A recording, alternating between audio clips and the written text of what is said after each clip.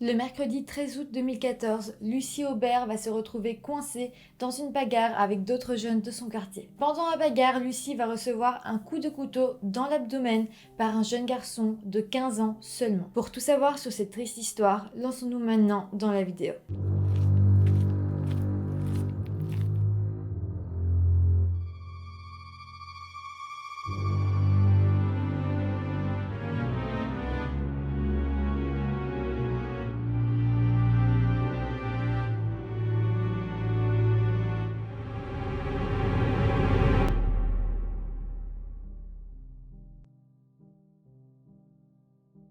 Hello tout le monde, j'espère que vous allez bien. On se retrouve aujourd'hui pour une histoire française, une histoire dont j'avais pas encore entendu parler, peut-être vous la connaissez, peut-être pas. En tout cas, j'avais vraiment envie de vous en parler. Je me rends compte que je parle beaucoup de femmes, Ouais, quasiment toutes mes vidéos parlent de femmes. C'est vrai que je devrais faire un peu plus d'histoires qui touchent des hommes. Peut-être que si je parle plus de femmes, c'est parce que je me sens plus connectée, c'est peut-être ça. Après, dites-moi toujours en commentaire si vous avez envie que je parle un peu plus d'histoires qui ont pu arriver à des hommes. Enfin voilà, j'en tiendrai compte. Sinon, juste avant de commencer la vidéo, je vous rappelle de vous abonner à ma chaîne si ce n'est pas encore fait et d'aller faire un petit tour sur mon YouTube si vous en avez envie et si vous en avez les moyens. Lucie Aubert vit dans le Havre, en France, et plus précisément à la Mare au Clerc.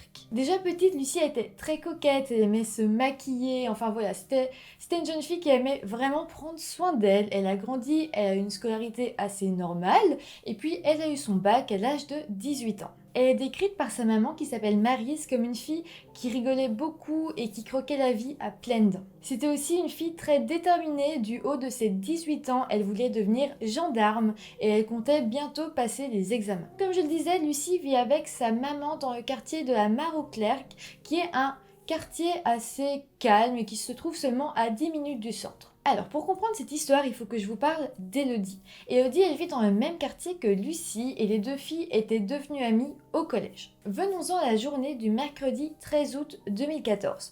Donc c'est les grandes vacances et Lucie va décider d'aller faire un peu de shopping au centre commercial avec ses copines. Donc elles vont partir à 3, Lucie et 2 de ses amies. En fin d'après-midi, les 3 filles vont décider de reprendre le tram pour retourner chez elles et les 3 vont descendre à l'arrêt de tram qui s'appelle la Mare au Clerc, donc là où elles habitent. Elles descendent du tram et là, directement, elles se font insulter et sont prises dans une grosse bagarre avec d'autres jeunes de son quartier, dont la fameuse Élodie. La bagarre va quand même être assez violente au point que des personnes qui étaient dans le tram à ce moment-là vont en descendre pour séparer tout le monde.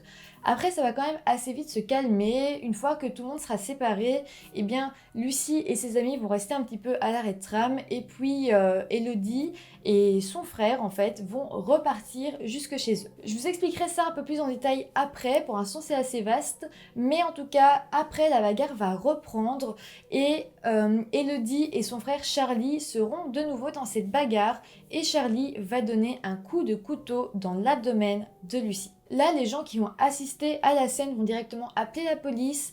Les ambulances vont arriver, la police va arriver, ils vont prendre Lucie qui était encore vivante à ce moment-là. Ils vont l'amener aux urgences pour adultes de l'hôpital Jacques Monod. Elle va y passer la nuit et malheureusement la pauvre décédera le lendemain. Là, l'événement va quand même être assez médiatisé un peu partout dans le Havre et les gens vont être énormément sous le choc parce que rien ne se passait jamais. C'était un quartier très calme et qu'une chose pareille arrive, ça a vraiment choqué tout le monde, personne s'y attendait. Quelques jours après la mort de Lucie, des amis, de la famille ou même des gens qui voulaient simplement rendre hommage à Lucie ont organisé une marche blanche. Il va y avoir aussi énormément de messages sur Facebook pour soutenir la famille. Il va y avoir des groupes Facebook aussi qui vont être créés en l'hommage de Lucie. Bon, sinon maintenant venons-en à l'enquête. Comme je le disais, donc le coupable s'appelle Charlie, c'est le frère d'Élodie et Charlie a seulement 15 ans. Ça, on va le savoir directement parce qu'on l'a vu faire, donc la police va directement l'embarquer. Pour l'instant, les policiers ne savent pas vraiment ce qui s'est passé.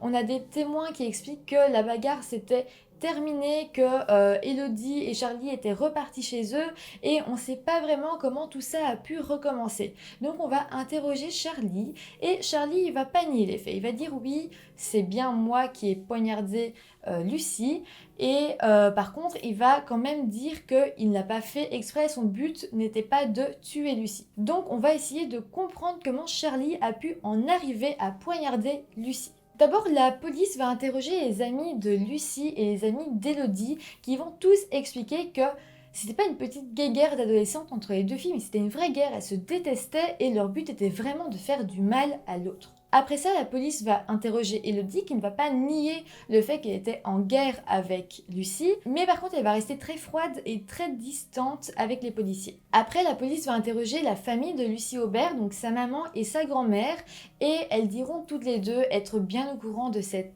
guerre, que voilà, la famille de Lucie avait peur et d'ailleurs la veille du jour où Lucie s'est fait poignarder, la grand-mère de Lucie lui avait dit de faire attention parce que voilà, sa grand-mère avait peur pour elle, elle connaissait l'ampleur de cette guerre, elle savait à quel point Elodie détestait Lucie et donc sa grand-mère, la grand-mère de Lucie, s'inquiétait vraiment pour sa petite fille. La police va donc réinterroger certains témoins qui ont vu la scène se passer, en tout cas la scène de la première bagarre, qui expliqueront effectivement que les trois filles sont sorties du tram, Lucie et ses amis. Ensuite, Elodie les attendait à l'arrêt de tram. Elodie a commencé à les insulter.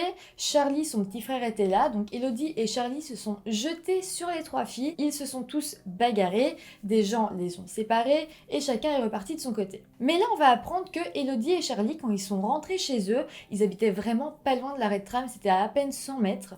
Ils vont voir leur mère et Elodie va expliquer à sa mère tout ce qui s'est passé et la maman d'Elodie va dire que ça ne peut pas continuer et va amener Elodie au commissariat. Mais pour aller au commissariat, il fallait passer devant l'arrêt de tram. À cet arrêt de tram, il y avait toujours Lucie et ses deux amis, et c'est comme ça que la bagarre va recommencer. Eh bien, on ne sait pas trop qui a recommencé la bagarre, on ne sait pas vraiment si c'est Elodie qui s'est rejetée sur les trois filles ou si c'est les trois filles qui se sont rejetées sur Elodie. Mais en tout cas, une deuxième bagarre a éclaté, et encore une fois, on ne sait pas très bien où était Charlie à ce moment-là, s'il était dans la bagarre, s'il était en retrait, s'il était plus loin dans la rue. En tout cas, il a vu la bagarre et il a couru jusque chez lui, donc pas loin, comme je le disais, ils habitaient à peine 100 mètres. Il a pris un couteau, il est revenu et il a poignardé Lucie Aubert. Donc comme je le disais, Charlie va directement être interpellé par la police et il dira que son but n'était pas de tuer Lucie. D'ailleurs, l'avocat de Charlie plaidera la légitime défense. Pour lui, Charlie a juste eu peur pour sa sœur, il a cru sa sœur en danger de mort, donc il l'a défendue. Par contre, l'avocat de la famille de Lucie va dire que la légitime défense ne peut pas marcher dans ce cas-là parce que la légitime défense, ça marche seulement quand c'est un acte non réfléchi. Comme si Charlie avait déjà eu son couteau sur lui, qu'il aurait eu peur et qu'il aurait ensuite poignardé Lucie, ça aurait pu passer pour un acte de légitime défense, mais là, il a eu le temps de voir la scène, d'aller jusque chez lui, prendre le couteau, revenir et ensuite poignarder Lucie. Donc, selon l'avocat de la famille de Lucie, c'est pas un acte de légitime défense. Mais là, ce qui va vraiment être fou, c'est qu'un procès public va s'ouvrir sur les réseaux sociaux. En fait, comme je le disais tout à l'heure, il va y avoir beaucoup de messages en soutien à la famille de Lucie, pour des pages Facebook en hommage à Lucie. Par contre, il va aussi y avoir des pages Facebook pour soutenir Charlie, pour dire que tout le monde aurait fait la même chose à sa place, qu'en fait c'est un sauveur, il a sauvé sa sœur. Des gens qui soutiennent énormément Charlie. Ce que je vous dis là, ça a quand même énormément touché la famille. C'est horrible en fait de lire des commentaires disant que c'est normal que Lucie soit morte. Non, c'est pas normal que Lucie soit morte. Même si peut-être Lucie avait quand même un rôle à jouer dans la bagarre, elle méritait à aucun moment de mourir. On aurait dû stopper la bagarre, peut-être la sermonner un petit peu, etc. Mais pas la tuer, c'est complètement disproportionné. Et là, il y a vraiment une vague de gens qui vont venir dire oui, en fait, finalement, que Lucie soit morte, elle l'a cherchée, c'est de sa faute, donc heureusement qu'elle soit morte. C'est vraiment, vraiment horrible. Je vous avais sans doute vu quelques messages que je vous ai affichés en photo.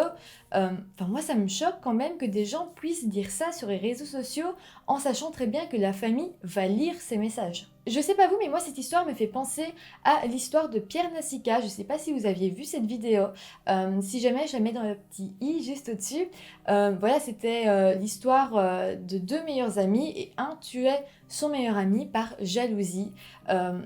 Et là, je sais pas si c'est une histoire de jalousie, mais en tout cas, on retrouve ça des jeunes qui s'entretuent et ensuite on a deux familles qui sont toutes les deux dans une situation qui doit être horrible. Ça doit être horrible de savoir que son enfant a tué quelqu'un.